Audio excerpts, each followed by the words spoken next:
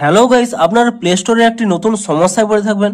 আপনারা যখনই play স্টোরটি open করে নিচ্ছেন কিংবা প্লে স্টোরে যে কোনো একটি অ্যাপ সার্চ করে নিচ্ছেন, এরকম একটি পপ আপ শো করছে সামথিং ওয়েন্ট রং, ট্রাই এগেন।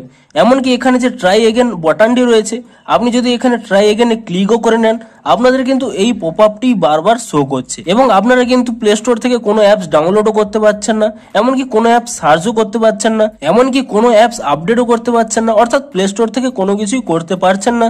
যখনই প্লে স্টোরটি ওপেন করছেন এরকম পপ আপ শো করছে। আপনাদেরও যদি এই সমস্যাটি হয়ে থাকে, আজকের এই ভিডিওটি আপনাদের জন্য।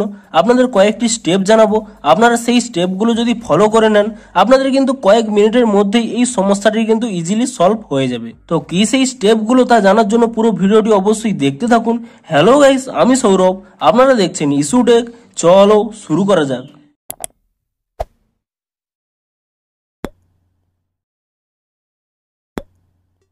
ভিডিওটি শুরুতেই জানিয়ে দিই, আপনাদের যদি এই ভিডিওটি একটু হেল্পফুল বলে মনে হয় অবশ্যই একটি লাইক করে দিন। আর এই চ্যানেলে যদি আজই নতুন এসে থাকেন, এখনই চ্যানেলটিকে সাবস্ক্রাইব করে রাখুন, কারণ প্লে স্টোর কিংবা যে কোনো অ্যাপসের যে কোনো সমস্যা দেখা দিলে তার সমাধানের ভিডিও কিন্তু আপনারা অবশ্যই এই চ্যানেলে পেয়ে যাবেন। তাই জন্য অবশ্যই কিন্তু এই চ্যানেলটিকে এখনই সাবস্ক্রাইব করে রাখুন। তো চলুন এবারে মেন ভিডিওটি শুরু করা যাক। তো আপনাদেরও যদি এই সমস্যাটি হয়ে থাকে, আপনারা যখনই প্লে স্টোর ওপেন করে নিচ্ছেন এরকম পপ আপ শো করছে সামথিং ওয়েন্ট রং, ট্রাই এগেন। এর ফলে আপনারা কোনো অ্যাপস সার্চও করতে পারছেন না, অ্যাপস কোনো আপডেটও করতে পারছেন না, অর্থাৎ কোনো কিছুই করতে পারছেন না। যখনই প্লে স্টোর ওপেন করছেন এরকম পপ আপ শো করছে। তো এই সমস্যাটি যদি হয়ে থাকে তাহলে আপনারা কি করবেন? প্রথমে আপনারা প্লে স্টোর থেকে এখানে ব্যাক করে নেবেন এবং তারপরে প্লে স্টোরটিকে এখানে ট্যাব এন্ড হোল্ড করে নেবেন এবং তাহলে এখানে একটি আই বাটন পেয়ে যাবেন। আপনি সেই আই বাটনে ক্লিক করে নেবেন এবং আই বাটনে ক্লিক করে নেওয়ার পরে এখানে নিচের দিকে স্ক্রল করে নেবেন, এখানে একটি অপশন পেয়ে যাবেন ডাটা ইউজেস বলে।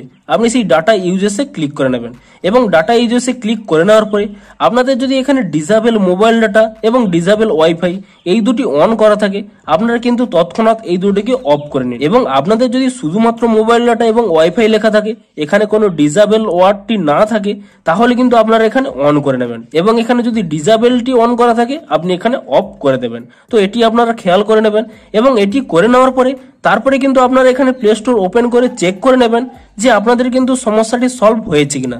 এই কারণেও কিন্তু অনেক সময় সমস্যাটি দেখা যায় এবং চেক করে নেওয়ার পরে যদি আপনারা তবুও দেখেন যে আপনাদের সমস্যাটি সমাধান হয়নি, তাহলে আপনারা কি করবেন?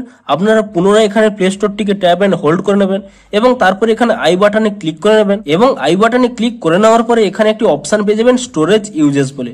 আপনি এই স্টোরেজ ইউজেসে ক্লিক করে নেবেন এবং তারপরে নিচের দিকে একটি অপশন পেয়ে যাবেন ক্লিয়ার ক্যাচ। আপনি এখানে ক্লিয়ার ক্যাচে ক্লিক করে নেবেন এবং তারপরে উপরে আরো একটি অপশন পেয়ে যাবেন ক্লিয়ার ডাটা বলে। আপনি এখানে ক্লিয়ার ডাটাতে ক্লিক করে নিয়ে তারপর এখানে যে আপনারা ডিলিট অপশন পেয়ে যাবেন, আপনি সেই ডিলিট অপশানে ক্লিক করে প্লে স্টোরের সমস্ত ডাটা ডিলিট করে দেবেন। আপনাদের চিন্তা করার কোনো প্রয়োজন নেই, আপনাদের কিন্তু কোনো অ্যাপসের ডাটা এখানে ডিলিট হবে না।